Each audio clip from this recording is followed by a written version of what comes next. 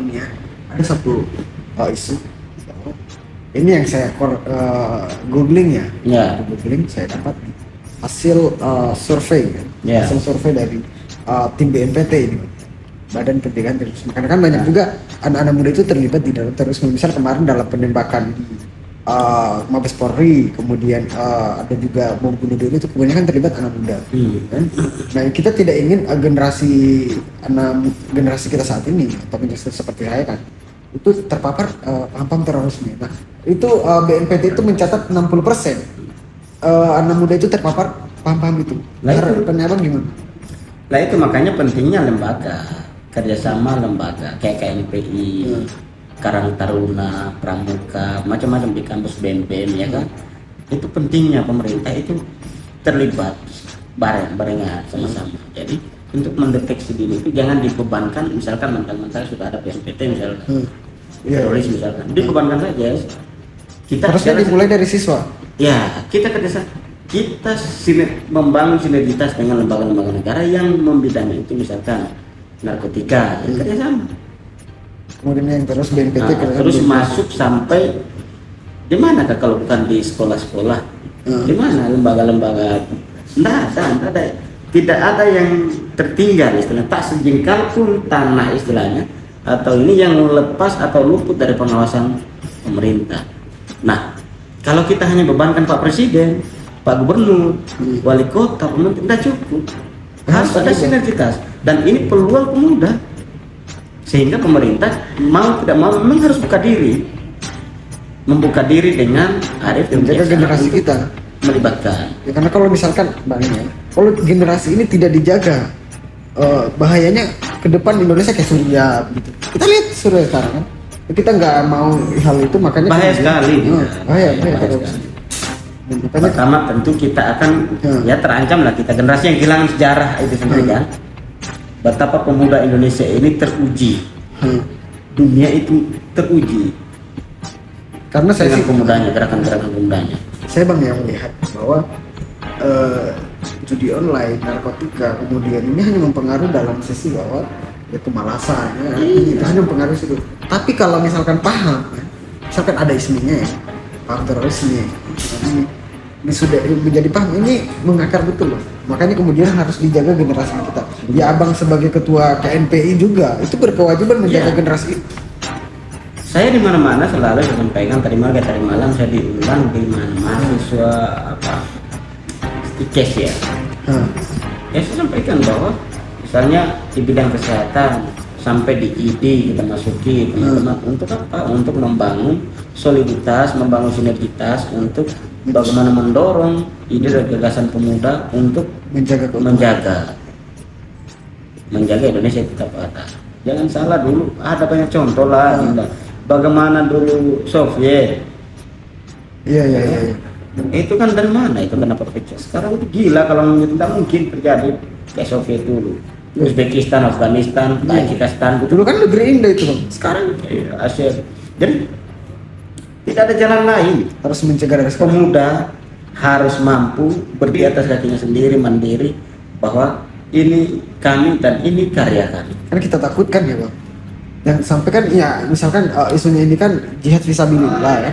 Ini kan bahaya bang. Kalau misalkan anak muda ini dikasih pemahaman bahwa kalau ketika mati dalam keadaan misalkan membunuh diri tadi kan, ini bisa masuk surga begitu. Coba itu kan terpapar paham radikalisme gitu. Coba kita kan ingin itu bang. Nah, data kita memang hampir semua pelaku paham radikal itu kan dari kampus ya kan, anak-anak muda kan, mahasiswa, bahkan siswa-siswa ada bang, masih labil ya kan. Nah, Anda bayangkan itu kalau negara kita bebankan ke sendirinya lembaga yang dibentuk negara untuk membidangi, mengawasi itu tidak cukup. Kita harus barengan, kita harus ada. Makanya bang, pemuda harus hadir di sana membantu. Berarti KNP ini bang ya bertugas dalam segala aspek kepemudaan, utamanya tadi ya.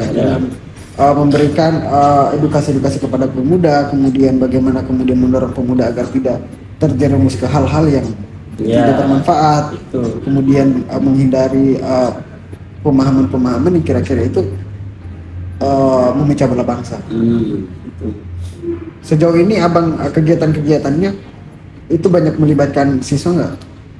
Siswa ya, contoh nih, saya banyak karena saya membentuk ada namanya kerjasama dengan lembaga yayasan, misalkan Yayasan Dakwah Sultra. Jadi setiap Jumat kita turun, ya kan, jangan salah, dalam kota ini saya bisa adu data.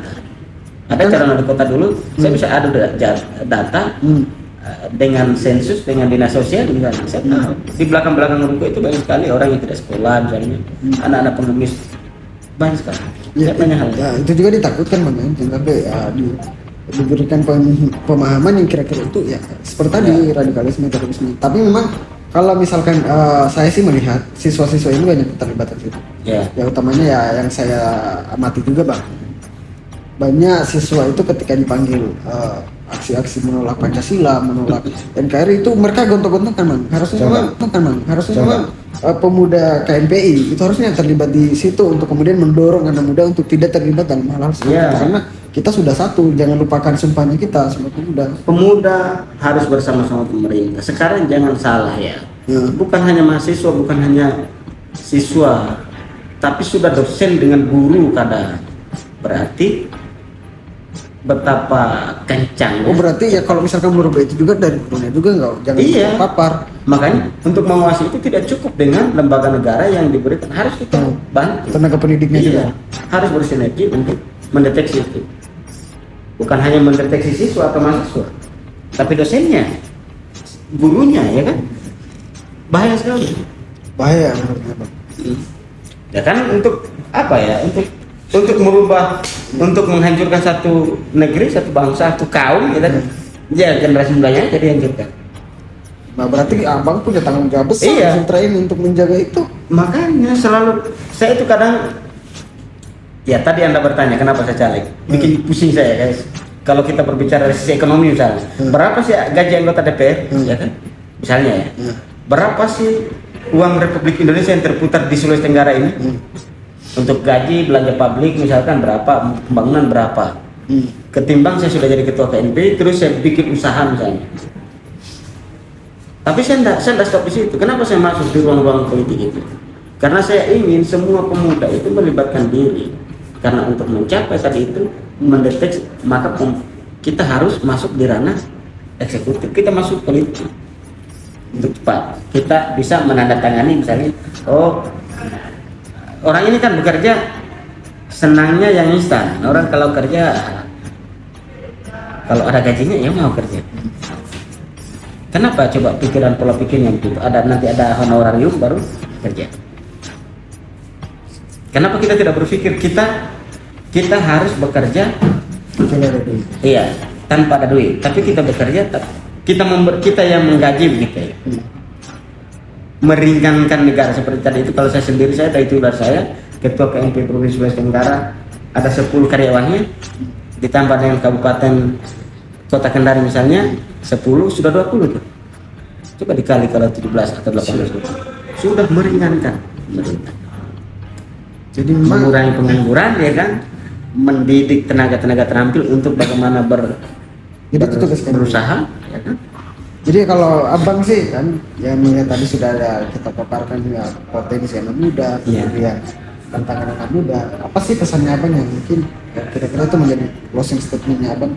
Ya pesan saya, ayo kita berfasta di akhirat.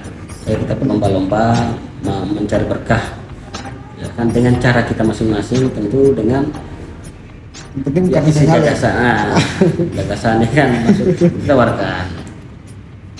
Dengan cara itu saya pikir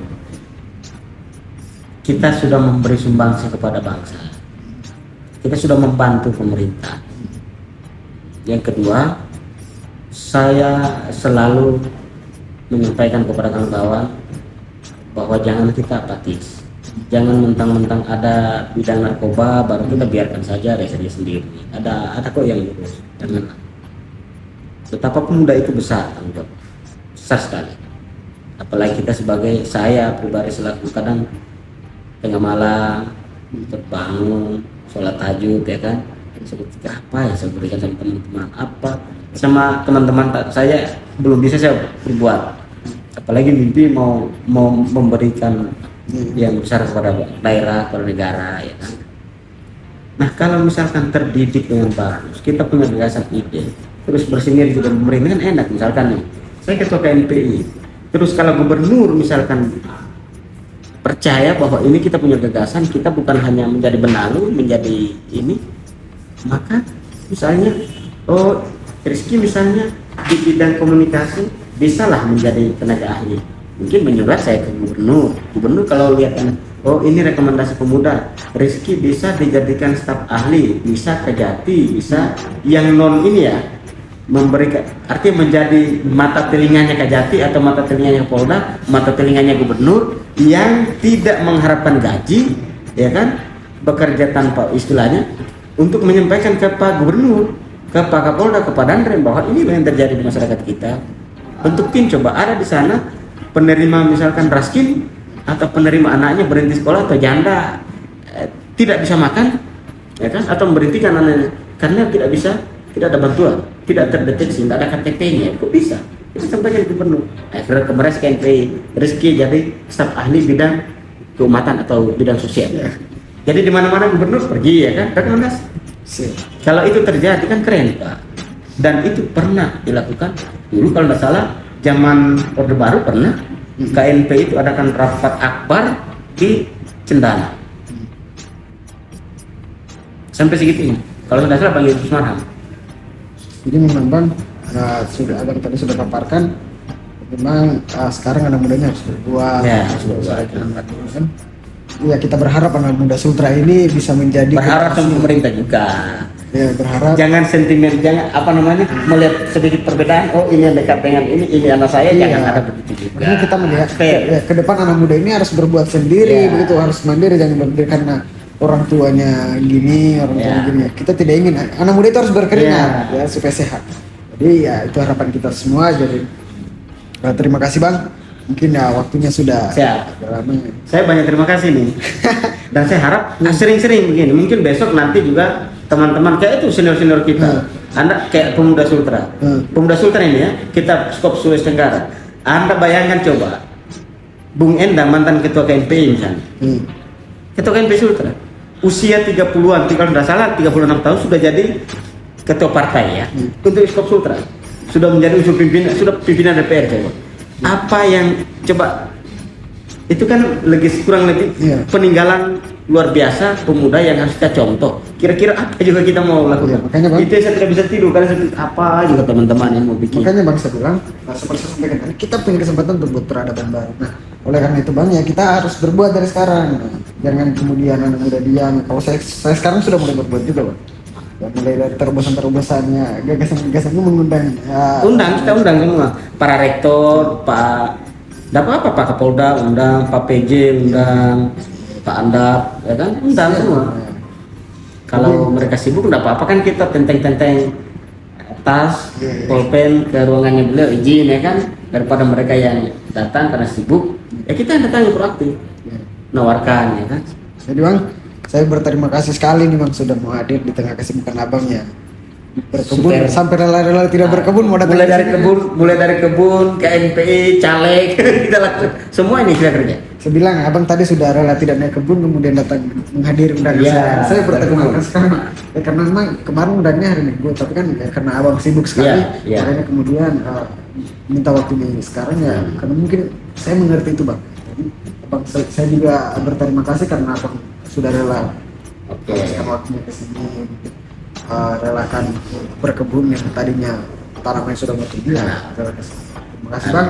Saya juga ucapkan terima kasih buat teman-teman yang mendukung setiap program-program Himaya MTV dan kita berharap ke depan kita semua menjadi generasi yang kemudian diharapkan seperti tadi Ketua KNPI Sulawesi Tenggara bahwa pemuda mulai saat ini harus mandiri, harus berbuat, harus kemudian memanfaatkan peradaban-peradaban yang saat ini untuk kemudian menjadi penggerak untuk kemudian menuju Indonesia Emas 2045 tidak bebas dari narkoba, bebas dari judi online, bebas dari radikalisme yang tentunya ini untuk masa depan bangsa Indonesia. Saya kira cukup. Wassalamualaikum warahmatullahi wabarakatuh.